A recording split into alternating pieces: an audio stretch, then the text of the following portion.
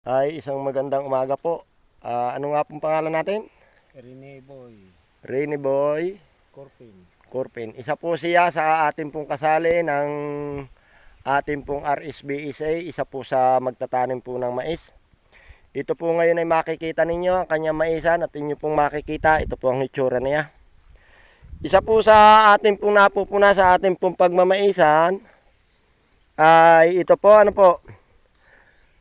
Kadahilanan pong kinukulang po tayo ng abono. Yan po ang hitsura niya. Yan. Mapapansin po ninyo, sadya pong maliit ang pan. Ikumpara po ninyo dito. Yan. Ngayon po, isa po sa aming ipinananawagan, yan po, kita nyo.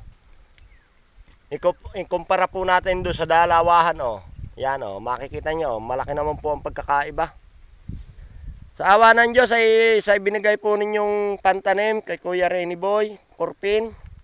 Ay ito naman po dahil po sa kanilang pagsisikap at sa kanilang kuan ay yan, nakabunga naman po siya. Pero talaga pong hindi po natin maiiwasan sa kadahilanan po nang nagkukulang po tayo sa abono at sa mga iba pang mga pang-apply ay sadya pong mayroon pong mahina, pero mayroon din naman pong nakukuhang maganda.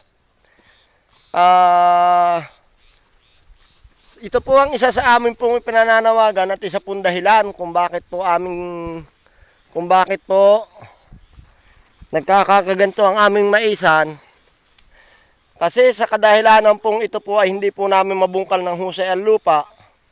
Kahit gayong maaari naman po namin bungkalin.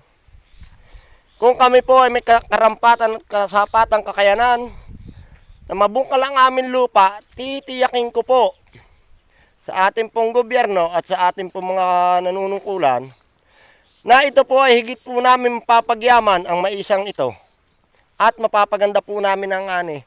Kung ganun po na gumanda po ang ani ng ating pong maisan, makakayanan po natin na masuplayan at mapunan ang 60% na ating pangangailangan tungkol sa pagkukulang ng ating mais. Bakit?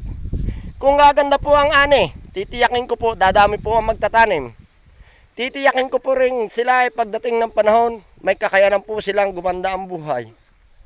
Ngayon, kung sila ay nakakaluag at makikita ng kanilang mga anak na nakakaluag sila at naganda ang ani, titiyakin ko po sa inyo na sa mga dadating na henerasyon ay ang ating kabataan ay may kakayanan at matututo na magtanim at nang mapunan ang kagutuman dito sa atin sa Pilipinas.